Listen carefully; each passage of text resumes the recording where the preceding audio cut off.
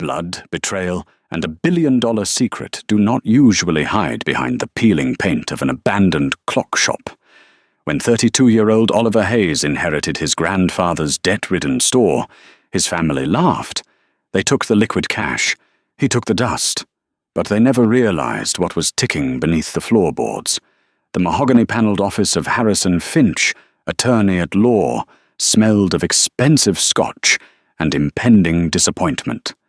Outside the towering windows, the grey Philadelphia rain battered the glass, matching the grim atmosphere inside the room.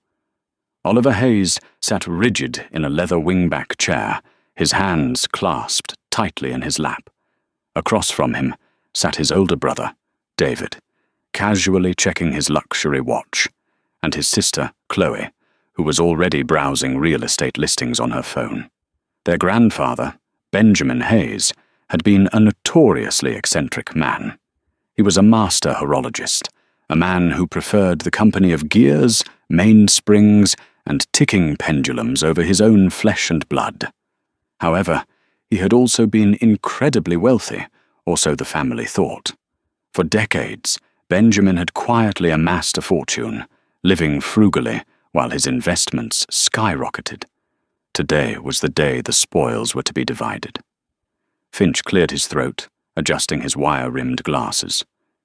To my eldest grandson, David, the lawyer read, his voice dry and devoid of emotion. I leave the estate in upstate New York, along with the portfolio managed by Vanguard. David smirked, a quiet breath of relief escaping his lips. To my granddaughter Chloe, I leave the liquid assets held in the Cayman accounts, totaling slightly over $4 million, and the summer home in Cape Cod.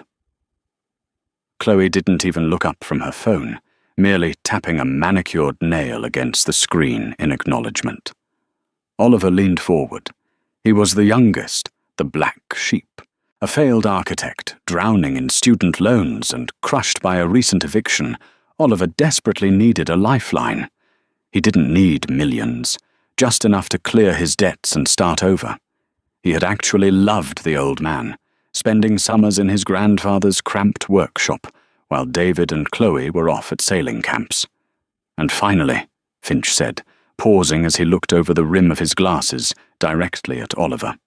To my youngest grandson, Oliver, I leave the entirety of the property and business known as Hayes & Sons Antiquities, located at 42 Alderney Street, along with all its physical contents. Silence hung in the room. David let out a sudden, barking laugh. The shop, David sneered. That condemned rat trap in the warehouse district? Grandpa really did have a twisted sense of humor. Oliver felt the blood drain from his face. Just the shop? Are there any operational funds? A trust to cover the property taxes? Finch offered a sympathetic, tight-lipped smile. I'm afraid not, Oliver. In fact, there is an outstanding lien on the property for back taxes amounting to $42,000. If it is not paid within the next 30 days, the city will seize the building. Your grandfather's exact words in his addendum were, Oliver will know what to do with the time he is given. Oliver walked out of the law office into the freezing rain, his inheritance feeling like an anvil dropped onto his chest. He was officially the owner of a rotting building and a massive debt. 2 hours later, Oliver stood before 42 Alderney Street. It was a narrow 3-story brick building squeezed between two modern, towering glass apartment complexes. The neighborhood had gentrified aggressively, leaving Benjamin's shop looking like a decaying tooth in a perfect, expensive smile.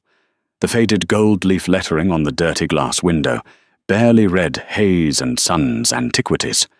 He unlocked the front door with a heavy, rusted iron key Finch had given him. The bell above the door chimed, a weak, dissonant sound. The air inside was suffocating, smelling of oxidized brass, dried oil, and decades of undisturbed dust. Shadows clung to the corners, hiding hundreds of clocks. Grandfather clocks, cuckoo clocks, mantel clocks, all silent. It was a graveyard of time. It's worse than I remembered, Oliver muttered to himself, stepping over a collapsed pile of rotted wooden casings. Before he could even find the light switch, the front door swung open again. A man in a sharp, bespoke charcoal suit stepped in, wrinkling his nose in immediate disgust. He looked entirely out of place among the grime. "Oliver Hayes, I presume?" the man said, his voice slick and polished. "Who's asking?" Oliver replied, defensive. "Victor Grayson. I represent Caldwell Holdings." Grayson handed Oliver a crisp, embossed business card. Richard Caldwell was the biggest real estate developer on the East Coast, known for aggressively buying up historic blocks and bulldozing them into luxury shopping centers. "I'll cut right to the chase, Mr. Hayes. We know your grandfather just passed. My condolences. We also know about the tax lien. The city is going to take this hazardous waste dump in a month." Oliver crossed his arms. "Get to the point. The point is, you're drowning, and I'm offering you a life raft," Grayson said, smiling like a shark. "Caldwell Holdings will assume the debt and give you $50,000 in cash today. You walk away clean. We bulldoze this eyesore by Tuesday." Oliver looked around the shop. 50,000 would wipe out his personal debts. It was the logical, easy way out. But something bothered him. The towering glass buildings on either side belonged to Caldwell Holdings. Why hadn't his grandfather sold when they built those? Benjamin could have named his price. And why was Grayson here literally hours after the will reading? The ink on the legal documents wasn't even dry yet. 50,000 for a prime commercial lot in the center of the Alderney district? Oliver countered, his architectural background kicking in. The dirt beneath our feet is worth 10 times that. "You're lowballing me, Grayson." Grayson's smile vanished. "The building is structurally compromised. It's a tear down, and you don't have the capital to fight the city. Take the money, Hayes. If you don't, we'll just buy it from the city at auction next month for a fraction of what I'm offering you, and you walk away with absolutely nothing." "Get out," Oliver said, his voice low but firm. "You're making a massive mistake," Grayson sneered, turning toward the door. "You have 30 days, kid. I'll be seeing you." When the door slammed shut, Oliver was left alone in the silence. He had just turned down $50,000 out of pure, stubborn pride. He ran a hand through his damp hair, feeling a surge of panic. He needed to find something in this shop worth selling, and fast. For the next 3 days, Oliver practically lived in the shop. He bought a cheap mattress, set it up in the cramped back office, and began the grueling process of inventorying his grandfather's life. Most of it was junk, rusted springs, cracked porcelain faces, and water-damaged mahogany casings. He managed to sell a few decent mantel clocks to a local pawn shop for enough cash to buy groceries and keep the electricity on. But he was nowhere near the $42,000 he needed. On the evening of the 4th day, Oliver decided to tackle the basement. The wooden stairs groaned in protest as he descended into the darkness, a heavy flashlight in his hand. The basement was surprisingly dry, but packed floor to ceiling with wooden crates. As he pulled away, a heavy, moth-eaten canvas tarp in the center of the room, his flashlight beam caught the dull gleam of polished brass. Oliver paused, wiping away a thick layer of grime. Beneath the tarp sat a massive object, roughly the size of a small writing desk. It wasn't a clock. It was an automaton. Constructed of exquisite dark walnut and intricate brass gearing, the machine depicted a life-sized mechanical boy sitting at a desk, a quill pen clutched in its segmented metallic hand. The craftsmanship was staggering, unlike anything Oliver had ever seen. The boy's face was made of painted porcelain, its glass eyes staring blankly ahead. On the side of the wooden desk was a heavy brass crank, and below the boy's figure, a complex locking mechanism resembling a bank vault dial. "What were you working on, Grandpa?" Oliver whispered, running his fingers over the cold metal gears. Knowing he was completely out of his depth, Oliver took several high-resolution photos of the automaton and sent them to an antique dealer he found online who specialized in 19th-century mechanical devices. Her name was Sophia Lambert. Sophia arrived the next morning. She was a sharply dressed woman in her late 40s, carrying a leather appraisal kit. From the moment she stepped into the basement, Oliver watched her carefully. When she saw the automaton, her breath hitched, just for a fraction of a second, before her face smoothed into a mask of professional indifference. "It's a fascinating piece of parlor entertainment," Sophia said, donning a pair of white cotton gloves and tracing the boy's mechanical arm. "Late 1800s, perhaps Swiss. It's heavily damaged, unfortunately. The mainspring is likely shattered, and the cipher lock on the base is seized." "What's it worth?" Oliver asked, leaning against a wooden crate. Sophia sighed, packing up her magnifying loupe. "In this condition? It's a novelty. Restoration would cost thousands. I have a client who collects macabre Victorian items. I could offer you $2,000 for it. To take it off your hands." Oliver's eyes narrowed. He remembered the slight gasp she made when she first saw it. He remembered Grayson's desperate rush to buy the building. Everyone was trying to hustle him.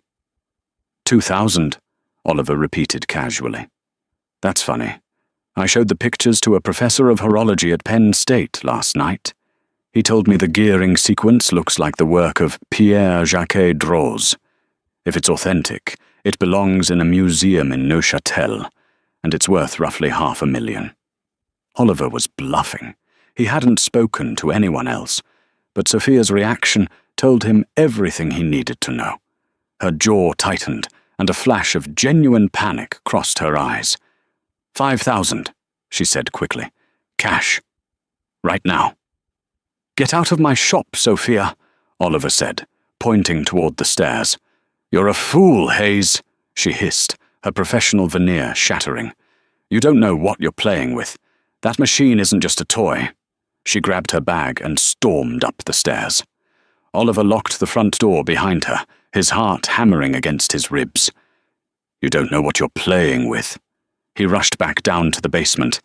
If the automaton wasn't just a toy, what was it? He began tearing through his grandfather's cluttered back office, searching for anything related to the machine. After hours of tossing out old receipts and schematic drawings of grandfather clocks, he found it. A small, leather-bound journal, hidden inside a hollowed-out pendulum weight. The pages were filled with Benjamin's frantic, cramped handwriting. It wasn't a diary. It was a manual. Oliver rushed the journal down to the basement and set it next to the automaton. He flipped through the pages until he found a detailed sketch of the brass dial located at the base of the machine. Beneath the sketch was a cryptic phrase. "The truth of the city lies not in its height, but in its foundation. 1871. 1871, Oliver muttered. He knelt in front of the heavy brass dial. He spun it right to 1, left to 8, right to 7, left to 1. Click. A heavy metallic thud echoed through the basement. The locking mechanism disengaged. Oliver slowly turned the large brass crank on the side of the machine. For a terrifying second, it resisted, groaning under the weight of decades of rust. Then, something inside snapped loose. The machine sprang to life. It was horrifying and beautiful all at once.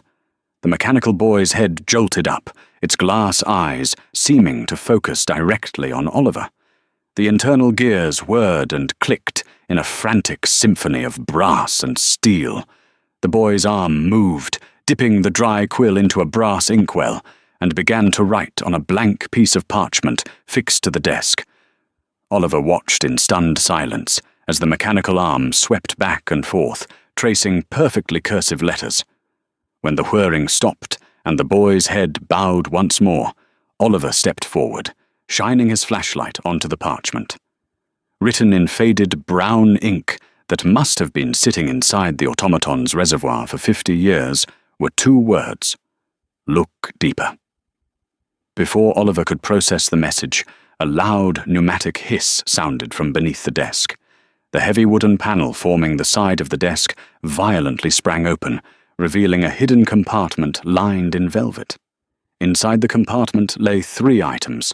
First, a heavy, ornate iron skeleton key. Second, a stack of United States Treasury bearer bonds, completely unregistered, with a face value of $1 million. And third, a thick, black ledger book with the Caldwell Holdings corporate logo stamped onto the cover. Oliver's hands shook as he picked up the ledger. He opened the first page. It was a meticulous, handwritten record of bribes, extortion, and forged property deeds dating back 40 years. It detailed exactly how Richard Caldwell's father had stolen the land beneath the entire Alderney district from the city's working-class families, using targeted arson and corrupt judges. His grandfather hadn't just kept a clock shop. Benjamin Hayes had been hoarding the ultimate blackmail material. This is why Grayson wants the building, Oliver realized, the terrifying truth washing over him. They don't care about the real estate. They know the ledger is in here. Suddenly, the heavy wooden floorboards above his head creaked. Oliver froze. The shop was closed. The front door was deadbolted. Another footstep echoed from the first floor, heavy and deliberate. Then, the sound of glass shattering. Someone had broken in. Oliver killed his flashlight, plunging the basement into pitch blackness. He slipped the bearer bonds and the ledger into his jacket, gripping the heavy iron key in his fist like a weapon. The power that changed everything wasn't just wealth. It was leverage, and the people upstairs were willing to kill for it. The heavy basement door at the top of the stairs slowly squealed open, and a harsh beam of a tactical flashlight cut through the dark. "We know you're down there, Hayes," a rough voice called out. "Make it easy on yourself." Oliver pressed his back against the cold stone foundation, his mind racing. His inheritance wasn't a gift, it was a war. The beam of the tactical flashlight sliced through the dusty air, sweeping across the crates just inches from where Oliver crouched. He held his breath, his knuckles white around the heavy iron key. There were 2 of them, heavy-set men in dark windbreakers, their boots crunching on broken glass as they descended the wooden stairs. "Check the back," the lead thug growled, pulling a suppressed pistol from his waistband. Grayson said the kid is probably hiding under a desk, crying. Oliver knew he couldn't fight armed men. He needed a distraction, and he needed an exit. His eyes darted around the pitch-black basement, his memory mapping the space. 5 feet to his left was a massive, partially dismantled grandfather clock, a heavy oak piece leaning precariously against a support pillar. Above it hung a rack of iron pendulum weights. Moving with agonizing slowness, Oliver slid a glass jar of highly flammable clock-cleaning solvent from a nearby shelf. He tossed it hard toward the bottom of the stairs. Crash! The sharp sound of shattering glass echoed like a gunshot. Both men whipped around, their flashlight beams darting toward the noise. "Over there!" one shouted, rushing forward. As the first man's boots hit the puddle of slick, oily solvent, his legs flew out from under him. He hit the stone floor with a sickening thud, his flashlight rolling away into the dark. In that split second of chaos, Oliver lunged. He didn't go for the men. He grabbed the heavy wooden casing of the leaning grandfather clock and shoved it with all his might toward the support pillar. The oak casing toppled, smashing into the rack of iron pendulums. A cascade of heavy metal rained down, striking the second man and burying the stairs in hundreds of pounds of debris. The men yelled in pain and confusion, trapped behind the wreckage. Oliver didn't wait. He sprinted toward the rear foundation wall. When he was a teenager, his grandfather had drunkenly boasted that the shop was built over an old Prohibition-era smuggling route, a tunnel that connected to the city's underground storm drains. Oliver ran his hands frantically along the cold, damp stones until his fingers brushed against cold iron. It was a heavy grate, secured by an ancient, rust-covered padlock. He looked at the ornate iron key in his hand. Oliver will know what to do with the time he is given. He jammed the key into the padlock and twisted. The internal tumblers groaned, resisting for a terrifying moment before yielding with a sharp click. Oliver ripped the grate open, dove into the narrow dirt tunnel, and pulled the iron cover shut behind him, just as a bullet sparked against the stone wall where his head had been. He crawled for what felt like miles in the suffocating darkness, the smell of mildew and wet earth filling his lungs. When he finally pushed open a secondary grate, he tumbled out into a rain-slicked alleyway, gasping for air. He was 3 blocks away from the shop. Oliver staggered to his feet, pulling his jacket tight against the freezing rain. He patted his chest. The bearer bonds and the ledger were still there. He didn't go to the police. Grayson had confidently declared the city would take the building, implying Caldwell Holdings had the local authorities firmly in their pocket. Instead, Oliver walked to a cheap, neon-lit motel on the edge of the interstate and paid for a room in cash. Once inside, he locked the door, drew the stained curtains, and threw the black ledger onto the bed. He needed to know exactly what he was holding. Oliver spent the next 4 hours reading through 40 years of corporate sins. Richard Caldwell hadn't just bribed zoning officials. He had orchestrated hostile takeovers, ruined lives, and ordered the arson of 3 historic buildings to clear lots for his high-rises. Benjamin Hayes had documented every transaction, every payoff, every dirty secret with the meticulous precision of a watchmaker. But it was the entry from 2 weeks ago, just days before Benjamin's death, that made Oliver's blood run cold. Payment cleared. Vanguard trust account ending in 4409. Recipient, D. Hayes. Service, Asset Vulnerability Consultation. Oliver stared at the page, the letters blurring as a wave of nausea washed over him. D. Hayes. David. His own brother. The puzzle pieces violently snapped together.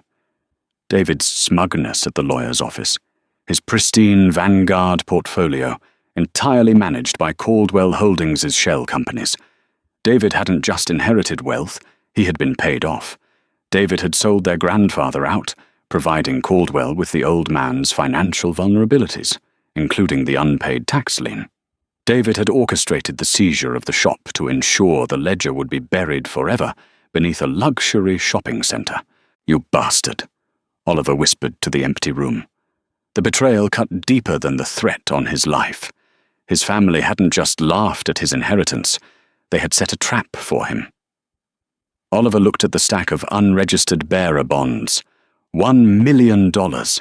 It was enough to flee the country, start over somewhere quiet and never look back. He could let Caldwell have the shop. He could let David win. But Oliver thought of his grandfather, sitting alone in the dark, meticulously building that automaton, guarding a truth that the city needed to hear. He thought of the smug look on Grayson's face. Oliver picked up his phone. He wasn't going to run. He was going to break the clock. The central concourse of 30th Street Station was a cathedral of marble and brass, echoing with the hurried footsteps of thousands of morning commuters. It was the perfect place for a meeting. Too public for a quiet murder. Too loud for hidden microphones. Oliver sat on a polished wooden bench beneath the massive departure board, sipping a black coffee. He looked terrible. His clothes were wrinkled, his knuckles bruised, and he hadn't slept in 2 days. But his mind was razor-sharp. At exactly 9 a.m., 3 men approached. Victor Grayson led the pack, his bespoke suit immaculate, though his eyes darted nervously around the terminal. Beside him walked Richard Caldwell, a septuagenarian billionaire with a face like carved granite and a predatory aura that commanded immediate silence. And trailing just behind them, refusing to make eye contact, was David.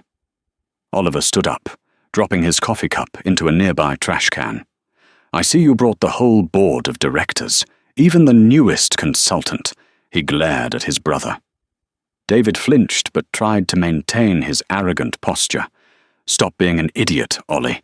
You're in way over your head. Give Mr. Caldwell what he wants, and we can all walk away from this. Walk away, Oliver chuckled humorlessly. You sold out Grandpa for a Vanguard portfolio, Dave. You practically handed them the wrecking ball. Caldwell stepped forward, raising a hand to silence David. The billionaire's voice was a low, gravelly rasp. I don't have time for family squabbles, Mr. Hayes. Your grandfather was a thorn in my side for 30 years. He was a paranoid pack rat who thought he could play God with my city. Grayson tells me you found his insurance policy. I found the ledger, Oliver said, patting a thick manila envelope tucked under his arm. And the bearer bonds he extorted from you. Keep your voice down, Grayson hissed, glancing at a pair of transit police officers walking past. Here is how this concludes, Caldwell said, pulling a cashier's check from his breast pocket. You hand over the ledger, you keep the bonds, and I am giving you a check for $5 million. Tax-free. You sign over the deed to the shop, and you disappear. If you refuse, my men will not be as clumsy as they were last night. Oliver looked at the check. $5 million. Added to the bonds, it was generational wealth. It was everything his brother had sacrificed his soul for. Oliver slowly reached out and took the check. He inspected it, then looked at David. Is this what it costs to buy a brother these days? Seems a little cheap. Before anyone could react, Oliver tore the cashier's check cleanly in half, letting the pieces flutter to the marble floor. Caldwell's face turned violently purple. You stupid, arrogant little boy. You think you can destroy me? I own the judges. I own the police. I own this city. You own the dirt, Richard, Oliver said, stepping right into the billionaire's personal space. But Grandpa owned the time, and your time just ran out. Oliver tossed the manila envelope onto the bench. Grayson lunged for it, ripping it open. He pulled out a thick stack of papers and stared at them. The blood drained from Grayson's face. Mr. Caldwell, Grayson stammered, his hands shaking. It's just photocopies of clock schematics. It's garbage. Caldwell whipped his head back to Oliver, his eyes blazing with murderous intent. Where is it? The iron key in the automaton didn't just open a tunnel, Oliver said, a cold smile spreading across his face. It was the master key to a private lockbox at the First Pennsylvania Depository. I paid them a visit at 6 a.m. this morning. Oliver took a step back, raising his voice so it carried over the noise of the commuters. The original ledger, along with 50 pages of forged property deeds, went directly to Sarah Jenkins, the senior investigative reporter at the Chronicle. And the bearer bonds? I handed those over to a contact at the IRS Criminal Investigation Division an hour ago. They were very interested in unregistered federal securities tied to your corporate accounts. David panicked, grabbing Oliver's arm. Ollie, what did you do? My accounts are tied to those holdings. If they freeze Caldwell's assets, I lose everything. You already lost everything, Dave, Oliver said, shoving his brother away. You just didn't realize it.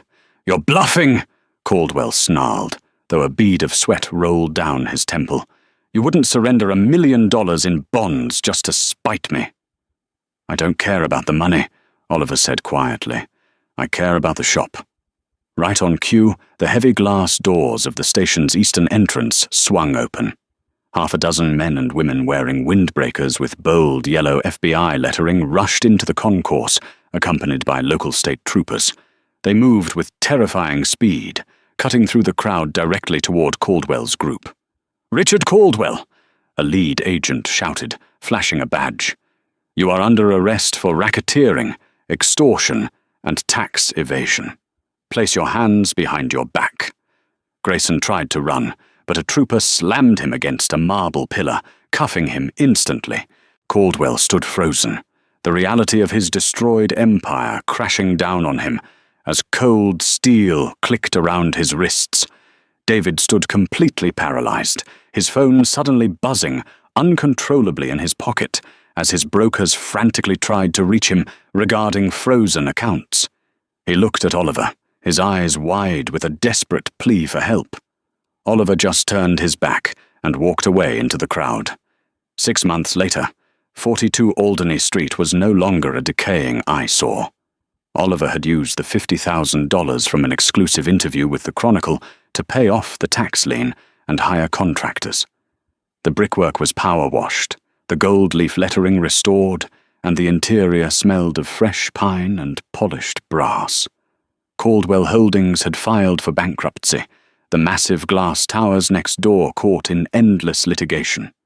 Behind the gleaming front counter, hundreds of clocks ticked in perfect harmonious unison, and sitting proudly in the center of the front display window was the mechanical boy. It had been fully restored, its intricate brass gears clicking rhythmically as its arm moved back and forth. Oliver stood on the sidewalk, watching the automaton write its endless loop. He smiled, pulling the heavy rusted iron key from his pocket and tossing it lightly in the air. His grandfather hadn't left him nothing. He had left him the power to dismantle an empire, piece by piece, gear by gear. He had given him the ultimate gift, a future. Did Oliver's grandfather leave the ultimate revenge, or just a ticking time bomb? If you loved this story of betrayal, hidden wealth, and ultimate justice, hit that like button right now. Share this video with someone who loves a massive plot twist, and don't forget to subscribe and ring the bell so you never miss out on our next real-life mystery. What would you do for $1 million?